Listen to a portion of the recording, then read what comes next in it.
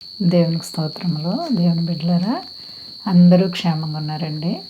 మన ప్రభు అయిన యేసుక్రీస్తు వారి యొక్క అపారమైన ప్రేమ మనలో ప్రతి ఒక్కరిని కూడా కాపాడుచున్నందుకే ఆయనకి కోట్లాది స్తోత్రాలు.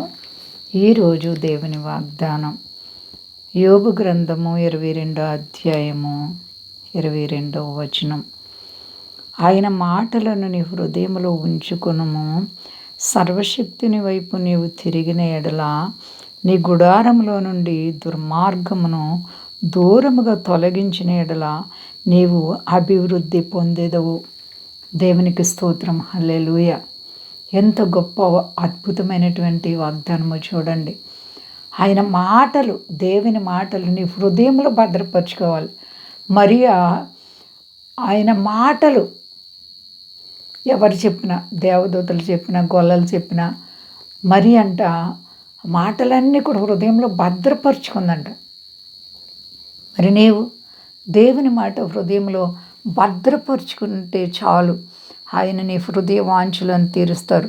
సర్వశక్తిని వైపు నీవు తిరగాలి, ఆయన వైపు త్రిప్పబడాలి. నీ హృదయంలో మరి చక్కటి అంతరాత్మ పవిత్రంగా ఉండి ఆయన వైపు తిరిగి దుర్మార్గము నుండి నీవు బయటకు రావాలంట. చెడుతనం నుండి బయటకు రావాలి. చాలాసార్లు చెడుతనం అంతరాత్మలో దాచిపెట్టేసుకుని పైకి భక్తి చేసేవారు ఎక్కువ మంది ఉండొచ్చు. అది మంచిది కాదు.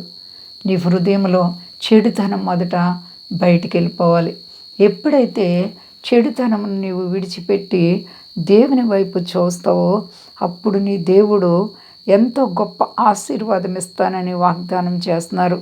ఇది నీవు ఎప్పుడైతే నీ గుడారం అనగా నీ హృదయంలో నుండి దుర్మార్గాన్ని తొలగించుకుని దూరపరుచుకుంటావో అప్పుడు నిన్ను ఆయన అభివృద్ధి పొందిస్తారు, అంచెలంచెలుగా ఆశీర్వదిస్తారు, విస్తరింపజేస్తారు, నిన్ను హెచ్చిస్తారు. నీవే స్థితిలో ఉన్నా సరే నీ దేవుడు నీ హృదయ కోరికలను తీర్చే దేవుడు. ప్రియ సహోదరి సహోదరా, దేవునిని ప్రేమిస్తున్నావా? నీ అంతరాత్మలో చెడుతనాన్ని విడిచిపెట్టావా? దేవుడు పరిశుద్ధుడు కనుక నీవు కూడా పరిశుద్ధత కలిగి ఉండాలని దేవాది దేవుడు మాట్లాడుతున్నారు. మరి నీ హృదయంలో పరిశుద్ధత ఉందా? నీ చేతుల పనులు ఆశీర్వదింపబడాలి, నీ వృద్ధి పొందాలి, అంచెలంచెలుగా నీవు హెచ్చింపబడాలంటే దుర్మార్గత నుండి బయటికి రావాలి, పాపపు జీవితాన్ని నుండి బయటికి రావాలంటున్నారు పరిశుద్ధాత్మ దేవుడు. కాబట్టి నీవు దేవునిపై నీ చింత యావత్తు వేసుకొని నీ హృదయంలో ప్రార్థనాపూర్వకంగా విశ్వాసముతో స్థిరపరిచి నీ మనస్సును మెత్తని చేసుకున్నప్పుడు నీ ప్రభు నీ హృదయ వాంఛలు తీరుస్తారు. ఏ విషయంలో కంగారు పడి భయపడే పని లేదు. ప్రభు నీకు తోడుండగా ఎందుకు సహోదరి దిగులు చింత? నా మీద మీ చింత వేసుకోమంటున్నారు ఆయన. కాబట్టి ఆయన మీద చింత యావత్తు మరి ఆయన మీద మోపుకోవాలి. ఆయన బిడ్డలుగా జీవించాలి, యథార్థ హృదయం కలిగి ఉండాలి. అప్పుడు దేవుడిని హృదయంలో వాంఛలు తీరుస్తారు. నిన్ను అభివృద్ధి పొందించే దేవుడు కాబట్టి ఇంక భయం ఎందుకు? దేవునితో నీ జీవితాన్ని కట్టుకో. ప్రార్థించుకుందాం. ప్రేమ నమ్మకమైన మా తండ్రి, గొప్ప దేవా, అయ్యా నీ ప్రేమకు అంతము లేదు ప్రభువా.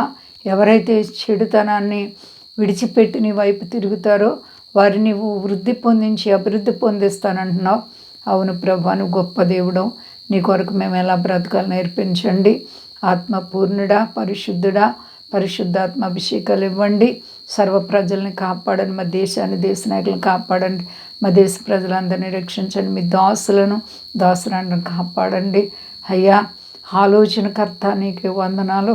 రోగులను ముట్టి బాగు చే, రుణాలు సమస్యలు విడిపించండి. ఎవరి హృదయాలు ఏ కోరికలున్నాయో తీర్చండి. నీపై ఆధారపడిన వారిని నువ్వు ఎప్పుడు విడవలేదు.